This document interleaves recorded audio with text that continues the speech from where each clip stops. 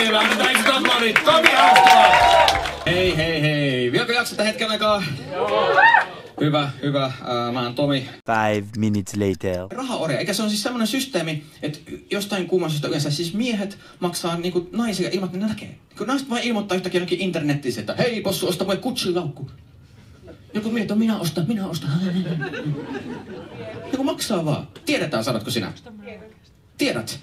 Okei, tää nousi oudosti tämä yksi mielipide nyt tästä yleisöstä. Sä näytät vielä siihen, että tiedän, kato tätä laukkua, motherfucker. Sä et suostu siihen, mutta onko sulla joku ehdottanut? Oon monestikin. Okei, laita mulle ne sähköpostit, kiitos. Mutta oli jännä juttu, siis tosiaan, että ihmiset maksaa niinku toisten, se on näistä, saa hyvää oloa siitä, mutta musta tuntuu, että se on niinku... Sairasta. No se ei ole se termi, mitä minä menisin sanoa, mutta...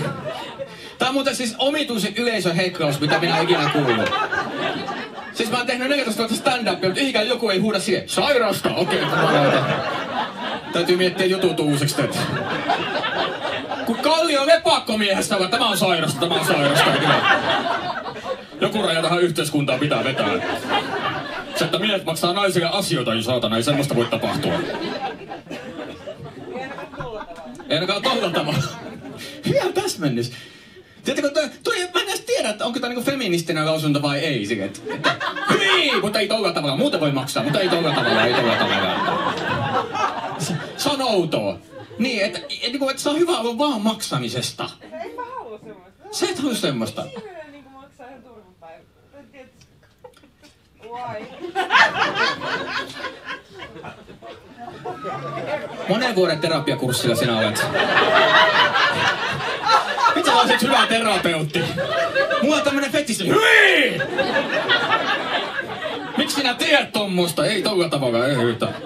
Maksat minulle jostain, mitä minä teen. Outo. Ei pidä tuomita. Ei pidä pyytää. Jokaisella on omat juttusa, tietenkin. En mä tuomitse. Ethän sä tuomitse yhtään. En minä tuomitse. Sairasta! Joku tekee erehty tätä tuomitsevuudeksi, mutta ei se. Se oli enemmän semmonen oma henkilökohtainen mielipide vaan, että semmonen. Antaa kaikkien sairaiden kukkien kukkia. Kaikki saa kukkia, mulle se ei sovi.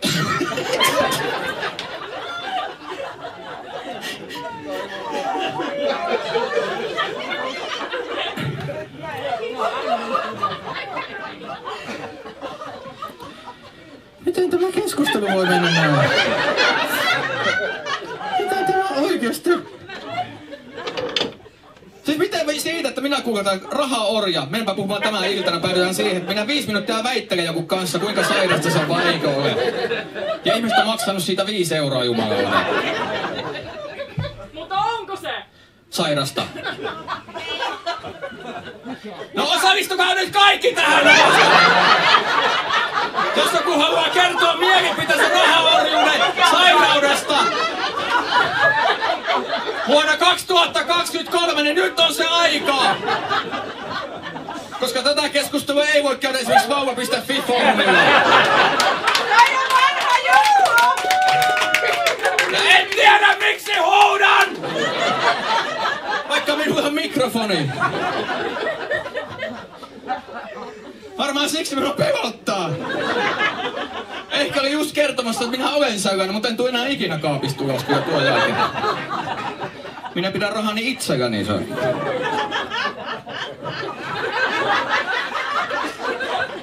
Heikki, ei teillä osalla näin tuomitsevaa yleisöä, ei teillä uskalla ihmiset tehdä mitään. Kun ei enää saisi rahaorjuudesta puhua, niin se on oidosta. Niin kun Kallion Päivi Räsänä on yhtäkkiä täällä niin kuin...